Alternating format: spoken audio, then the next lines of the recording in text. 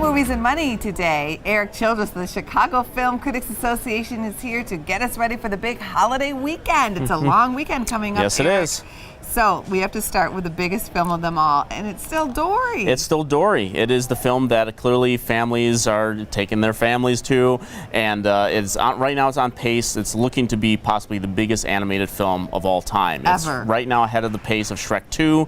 It certainly is going to be Pixar's biggest film, passing Toy Story 3. And the thing, the sort of the good news, bad news situation with Finding Dory is that yes, clearly this is huge for Pixar and Disney. Clearly it's good for the box office in general. We've had so many disappointments this summer. Finally, summer Hollywood has one of these big giant hits since Captain America Civil War came out.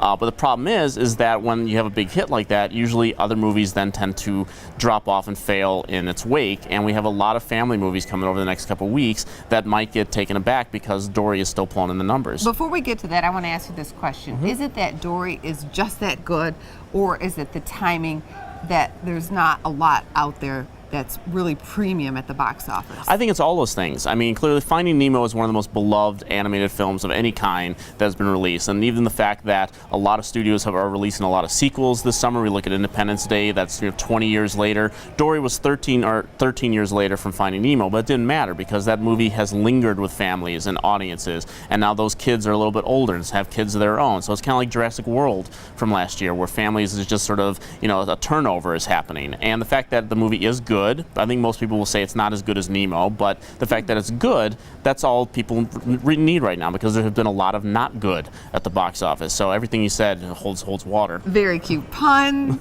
Let's move on to talk about what is debuting this weekend, starting with the BFG, which stands for the Big Friendly Giant. I think it comes at 3 in the morning when I'm the only one left awake. Yes, and it's made by a giant of filmmaking, probably the biggest filmmaker ever, pretty much, Steven Spielberg, my personal favorite, actually. And this is him going back into territory that, we remember Steven Spielberg, the films of our youth, basically. We talk about families and movies that have been passed down. Certainly E.T. is obviously one of them. And this is sort classic. of right, and this is another film with, an acronym that was actually written, the screenplay was written by Melissa Matheson, who wrote the E.T. and did the screenplay for The Black Stallion and she unfortunately passed away last November. So this is sort of her swan song in a way, and this is based on a Roald Dahl story. And as Spielberg films go, I like the film. I think the film is good, and I think that kids will find something, have some fun with this movie. But as Spielberg movies go, it's one that I probably won't revisit as much in the future, although I am curious to see it a second time to see exactly how it holds up. Spielberg's movies do tend to get better with multiple viewings sometimes, and though I think this movie, most of the problems from what I hear is with the source material, which I have not read, but I'm told that the movie kind of, for better or worse, actually sticks very closely to the source material. And Spielberg in the past, with movies like Jaws and Jurassic Park, has not been afraid to sort of venture away from the source material to craft something a little more cinematic. And not that it isn't, it's visually beautiful to look at. It's just, the story-wise, it's a little, little dry. So I'm recommending it, but with some reservations. What did you like about it, without giving too much away? I think the visual splendor of it is the thing that I kept latching my eyes onto. I mean, the story that is, like I said, it's a little dry. The relationship between the young girl and the BFG was played by Mark Rylance, who won an Oscar last year for Spielberg's Bridge of Spies. He's really terrific in basically what is his face and a big special effect giant. And the visual stuff is stuff that I kept going back to whenever I started to lose a little bit of interest in the relationships. Up next among films debuting this weekend, The Legend of Tarzan. He is no normal man. He was thought to be an evil spirit. And the good thing I can say about this Warner Brothers film is that it has been very well advertised. It just seems like everywhere you go, there have been some sort of ad for it. The problem is that at the beginning of the summer, I actually pegged it to be one of the big disappointments of the summer. I just don't know who is really interested in seeing another version of Tarzan, even with all the special effects that we can do today. And it's directed by David Yates, who did the last 4 Harry Potter films. So there, he's a very good director and knows how to manage special effects and whatnot.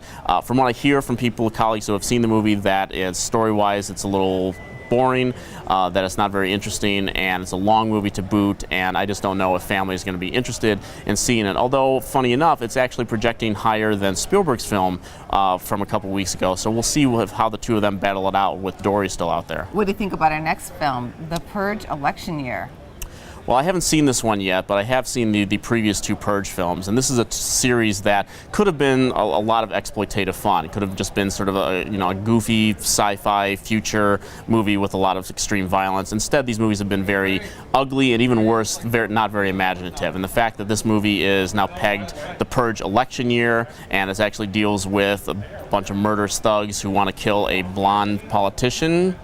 Who it seems it's a little too on the nose, I think, and I'm not really looking forward to this. And people have made they're very small budget films, so that, that's why they keep making them $5-10 million, and they make 70-60 million. You'll probably see this one do probably between 50 and 60 million, but I'm not really interested in seeing it. Right, I was thinking that when I even saw this title. The Purge and election year just don't go together to me. And the fact that they're a weird topic to pick up at this time. And the fact that they're actually they're actually using the tagline "Make America Great Again." Oh no. Too. Okay. So let's move on. Yeah, I don't want to touch that one. Let's move on to a film that you say you do like very much, and this is your top pick. Yeah, it is my top pick for the weekend. It's a movie called Swiss Army Man, and this premiered at Sundance this year. And it's a really weird movie. Some people actually wrote articles about saying, "Is this the weirdest movie that's ever played Sundance?" No, because they clearly didn't see enough movies at Sundance.